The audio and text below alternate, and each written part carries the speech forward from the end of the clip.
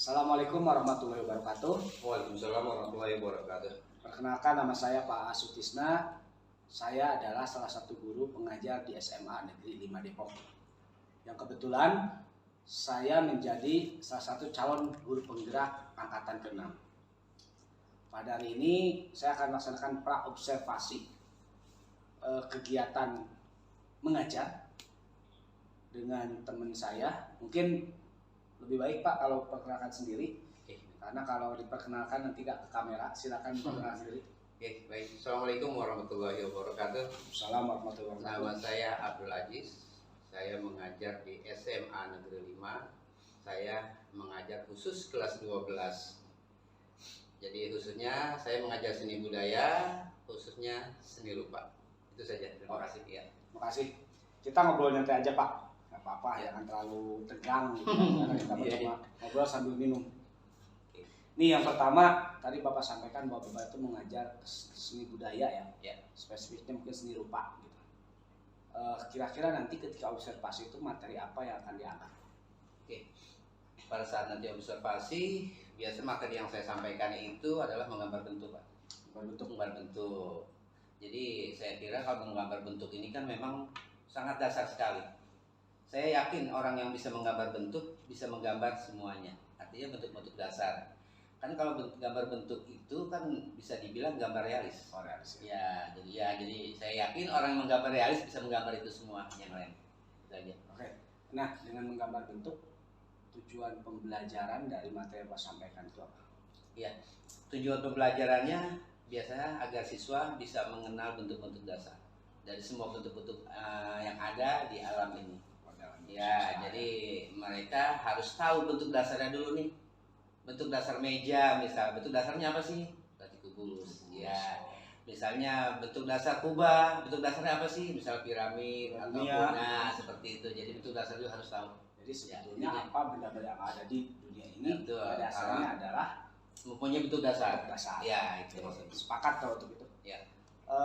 Ini dalam pembelajaran bentuk support atau dukungan baik itu dari sekolah dalam hal ini sarana prasarana maupun dari teman sejawat, mungkin salah satu dulu. Kalau bentuk support dari sekolah dalam sarana prasarana yang diharapkan itu apa Pak? Siapa tahu mungkin saya bisa menyampaikan walaupun Mudah-mudahan dilaksanakan atau tidaknya kan kita nggak tahu. Mudah-mudahan. Ya, selama ini yang saya rasakan selama mengajar di SMA 5 ini memang saya ngerasa ada beberapa kekurangan untuk mendukung pembelajaran, proses belajar mengajar. Terutama pada saat mereka belajar seni budaya khusus seni rupa itu, biasanya kalau seni rupa itu kan mereka biasanya suka jenuh belajar di kelas, apalagi pelajaran seni rupa yang harus membutuhkan inspirasi segala macam ya. Jadi kita harus butuh ruangan-ruangan yang khusus untuk menggambar atau juga tempat-tempat terbuka untuk mereka mencari inspirasi seperti itu. Kemudian juga biasanya kalau di kelas itu kan mereka di dalam kelas biasanya ada beberapa orang yang sudah bisa menggambar biasanya atau karya-karyanya mereka bisa dibilang sangat-sangat baik. Nah itu karya-karya mereka yang sangat baik itu sementara ini saya susah untuk mengumpulkan. Sedangkan kita di sekolah itu udah punya galeri atau tempat khusus untuk penempatan karya-karya seperti itu. Bisa dipajangkan. Betul. Jadi ya mau nggak mau kita balikin lagi ke anaknya masing-masing biar tidak rusak itu aja. Bahkan lebih bagusnya kalau ada pameran. Betul, itu ya. Sebenarnya tujuan saya juga pengen itu. Jadi karya-karya terbaik mereka di setiap tahun kemarin, tahun sekarang atau tahun berikutnya itu bisa mereka bisa dipamerkan. Gitu ada seperti itu. Ya mudah-mudahan ke depan bisa dilaksanakan. Amin, mudah-mudahan ya. Karena memang karya anak itu memang harus diperlihatkan, harus dipajangkan, bahkan mungkin harus dibanggakan kepada orang tua. Betul. Jadi buat motivasi juga buat nanti adik-adik kelasnya sesudahnya gitu, biar motivasi gitu ya. Dengan adanya pameran itu. Betul. Gedung ya, Iya. Sarananya. Sarana. Yang memang khusus buat kegiatan kesenian. Betul. Nah, selama ini kalau gedung mah ada, cuman kan udah berbagai macam. Multi. Susah. Ya. Lanjut Pak, bentuk dukungan apa yang diinginkan dari teman-teman sejawat? Oke. Dari teman sejawat biasanya sih kalau memang saya berpikir itu pelajaran apa khususnya sangat berhubungan sekali dengan pelajaran-pelajaran yang lain ya. Jadi saya rasa di pelajaran yang lain pun misalnya pelajaran biologi, pelajaran geografi ataupun pelajaran lain itu sangat berhubungan sekali dengan pelajaran seni rupa. Pada saat mereka belajar biologi itu mereka harus menggambar misalnya organ tubuh segala macam. Pada saat pelajaran geografi misalnya harus mereka menggambar pulau lah segala macam. Jadi saya minta dukungannya sama teman-teman guru. Jadi ada kerjasama mereka. Jadi untuk mengembangkan gambar mereka bukan hanya di seni rupa, di seni budaya, tapi mereka juga menggambar di pelajaran yang lain biar mereka lebih terasah lagi seperti itu. Kalau bisa menyimpulkan mungkin berharap agar teman itu jangan berpikir bahwa pelajaran seni rupa itu pelajaran, maaf suka ada istilah kelas 1, kelas 2, kelas 3 jadi sama kan pada akhirnya semua pelajaran ada hubungannya dengan kesenian. Sepakat karena kebetulan pelajaran Bapak juga sama dengan pelajaran saya. Kadang-kadang suka dianggap kelas berapa. Jadi kita berharap teman-teman menganggap pelajaran itu semua penting sama. Ya kan? Sepakat Pak. Nah selanjutnya dalam mengajar strategi atau metode yang baik yang biasanya Bapak lakukan seperti apa? Strategi biasanya kalau saya sih di seni rupa itu lebih banyak menggunakan praktek. Ya, kalau di presentase mungkin prakteknya bisa 70% daripada materi. Sebab biasa kalau di seni rupa itu, kalau yang saya alamin selama ini mengajar mereka itu, pada saat mereka materi itu jarang sekali mereka menemukan di mana sih kita menemukan letak kesalahan-kesalahan pada saat menggambar misalnya. Tapi pada saat mereka praktek, oh ternyata di sini saya nggak bisanya di sini, saya mampunya di sini. Jadi kekurangan kelebihan mereka itu ada nanti pada saat praktek. Ya, misalnya harus mengenal komposisi, mengenal proporsi segala macam yang ada di prinsip seni rupa itu. Jadi mereka lebih mengenalnya, lebih tahunya pada saat mereka praktek. Oh ternyata komposisi adanya. Komposisi itu apa sih misalnya? Pada saat mereka kasih pengetahuannya, mereka belum sepenuhnya paham. Pada saat mereka sudah praktek, oh ternyata komposisi yang begini loh gitu. Jadi makanya saya terapkan itu praktek lebih banyak daripada teori itulah.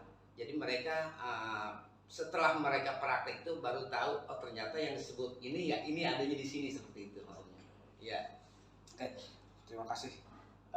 Selanjutnya ingin saya tanyakan juga persiapan apa yang harus disiapkan oleh anak ketika mau melaksanakan pembelajaran menggambar bentuk dasar itu. Oh, dalam bentuk alat dan media atau media gitu ya. Media. Oke. Media-media yang bisa kita gunakan untuk menggambar khususnya di kelas 12 ya, memang kelas 12 itu kita sudah harus lebih dibilangnya lebih dari kelas 10, artinya lebih sulit lah, dipersulit dibanding dengan kelas 10. Artinya kalau kelas 10 mereka masih menggunakan pensil biasa hitam putih atau masih bergambar hitam putih, di kelas 12 itu kita sudah pakai warna semua. Di khusus di pelajaran gambar bentuk ini saya menggunakan pensil warna. Selain itu, selain pensil warna ada lagi semacam garisan segala macam yang dibutuhkan ya, jangka segala macam. Kenapa saya memakai pensil warna? Biasanya karakter setiap media itu beda-beda. Kalau pensil warna kan kita harus ngasir. Kalau misalnya cat air kita harus bikin koas, lebih mudah. Jadi saya kira ngasir itu lebih sulit daripada teknik-teknik yang lain ya. Jadi mengapa saya menggunakan pensil warna? Kenapa nggak pakai pensil hitam putih saja misalnya? Karena ada beberapa siswa saya, mereka bisa menggambar tapi tidak bisa mewarnai. Ada yang begitu. Ada yang mereka bisa menggambar pada saat menggambar hitam putih itu bagus sih, pada saat mewarnai pakai pensil warna nggak bisa. Nah itulah yang harus kita ajarkan. Masa dia harus belajar di hitam putih terus gitu kan? Makanya kita harus ajarkan di warna. Setelah warna kita belajar di pensil warna, mungkin nanti berkembang lagi pakai cat air dan selanjutnya. Ya, itu dasar sekali. Ya, jadi udah kelas 12 sudah ada perbedaan ya. Betul. Tingkat kesulitannya juga beda. Ya. Nah, begini. Betul kita negeri ya. Betul. Di Depok gitu. Siswanya itu luar biasa banyak sekelasnya gitu. Iya. Dengan berbagai macam kemampuan anak. Nah, kita nggak mungkin satu persatu anak kita hadapi dalam waktu yang 2 jam. Biasanya ketika Bapak menemukan anak yang pinter, yang cepat tanggap dan yang susah, itu caranya seperti apa Pak? Biar bisa membagikan ataupun minimal mereka memiliki kemampuan yang hampir sama, walaupun kalau sama mungkin nggak mungkin. Oke, siap. Gini, khususnya pelajaran seni budaya di seni rupa ini memang tingkat kesulitan tingkat kemampuan mereka beda-beda, Pak. Ya, mereka ada yang memang sudah mempunyai bakat dari kecil, gitu ya. Jadi banyak sekali tuh yang saya rasain sangat-sangat berbeda mereka yang tidak bisa menggambar dan bisa menggambar.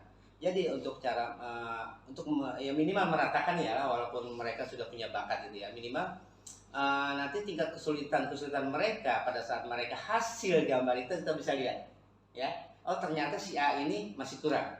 Oh ternyata si B ini sudah mempunyai kemampuan untuk mewarnai segala macam dalam menggambar. Nah ini biasanya yang sudah bisa ini biasanya saya perintahkan untuk membantu mereka yang masih kurang. Ya, selain saya juga membantu mereka juga yang sudah bisa membantu mereka yang kurang. Tujuannya apa? Yang pertama, yang mereka yang membantu yang sudah membantu itu juga bisa mengasah kembali kemampuannya. Kemudian yang dibantu pun bisa merasa dibantu dengan temannya. Mungkin temannya itu lebih dekat ya daripada dengan guru misalnya. Mungkin lebih apa ya? Mereka lebih akrab, lebih nyambung misalnya.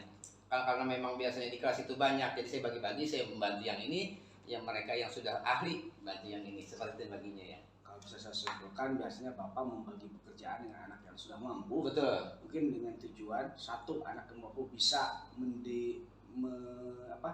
membagikan kemampuannya dengan melatih temannya, terus yang kedua sekaligus melatih dia sendiri. Betul. Itu ya, itu yang paling penting itu ya, mengajarkan mereka sendiri ya. Karena mungkin tidak mungkin kita untuk menghadapi semua betul, karena saking banyaknya kita. Betul. Bagus itu Pak.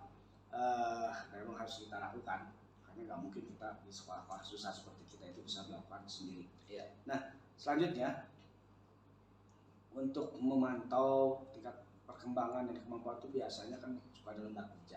Betul. Nah Bapak biasanya menggunakan lembar kerja nggak untuk kegiatan itu? Biasa saya pakai lembar kerja.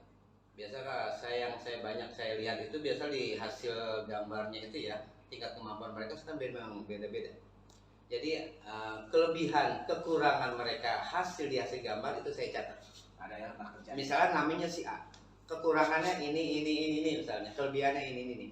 Nanti kekurangannya kita bahas, kelebihannya pun kita bahas. Tercantum di lembar kerja. Betul, di lembar kerjanya itu, di gambarnya, terus ada lembar kerjanya, kita catat kekurangannya ini buktinya ini, fisiknya segala macam. Baru dia sadar, oh ternyata saya kurangnya di sini, nanti diperbaiki. Oh ternyata kelebihan saya di sini, saya terus kembangkan, gitu seperti itu. Oke, nah terima kasih Pak, banyak yang Bapak berikan informasi, tapi jangan sekan-sekan kalau saya minta bantuan, soalnya saya bisa bantu. Siap. Mungkin kalau seandainya saya bisa menyimpulkan tadi, diferensiasi kontennya, persiapannya berupa persiapan alat dan bahan gitu kan, terus bagaimana tempat dan lain sebagainya, termasuk persiapan RPP dan sebagainya gitu kan. Lalu prosesnya tadi bagaimana menggambar bentuk dasar dari benda-benda yang ada di alam, benda-benda di alam gitu kan. Nah kan kita ini sedang melaksanakan supervisi Pak. Nanti ketika pembelajaran kira-kira supervisinya bisa dilaksanakan kapan Pak? Untuk pembelajaran ini saya bisa lihat sambil belajar bagaimana gitu. Bapak mengajar yang baik itu seperti apa gitu. Ya paling kalau nanti pada saat kita sudah masuk di semester kedua ini ya antara pertengahan Januari lah. Pertengahan Januari ya, karena kita sekarang besok pun menghadapi. Betul, libur, kita mau libur dulu. Liburannya jauh ya Pak ya? Di rumah saja. Di rumah saja. Ya, nah mungkin nanti setelah kita melakukan observasi Pak, sebenarnya kita bisa ngobrol lagi, kita bisa melihat kekurangan dan kelebihan daripada kegiatan supervisi tersebut. Dalam ini kegiatan proses belajar mengajar tersebut bisa kita bahas bersama dan mungkin nanti kita bisa cari solusi bersama. Mungkin itulah hasil wawancara observasi kami dengan Bapak Abdul Aziz SPD, guru mata pelajaran seni budaya, tanda kutip spesifik ke seni rupa, yang mungkin nanti akan menjadi guru yang akan saya observasi ketika kegiatan KBM berlanjut atau ketika kegiatan KBM dilaksanakan. Insya Allah mungkin tadi disampaikan akan dilaksanakan pada bulan Januari karena kebetulan sekarang udah menuju ke proses libur semester. Terima kasih Pak Haji sekali lagi. Kita bisa ngobrol lagi. Mudah-mudahan obrolan yang sederhana dan nyantai ini ada manfaat buat kita bersama. Buat Bapak termasuk buat saya. Karena saya juga apalagi seni rupa itu tidak terlalu paham. Tapi minimal kita bisa saling sharing, saling diseminasi cara dan teknik yang baik dalam pembelajaran. Karena sama-sama kita guru. Ya. Terima kasih pemirsa. Demikian dari kami. Bila itu Assalamualaikum warahmatullahi wabarakatuh. Waalaikumsalam warahmatullahi wabarakatuh.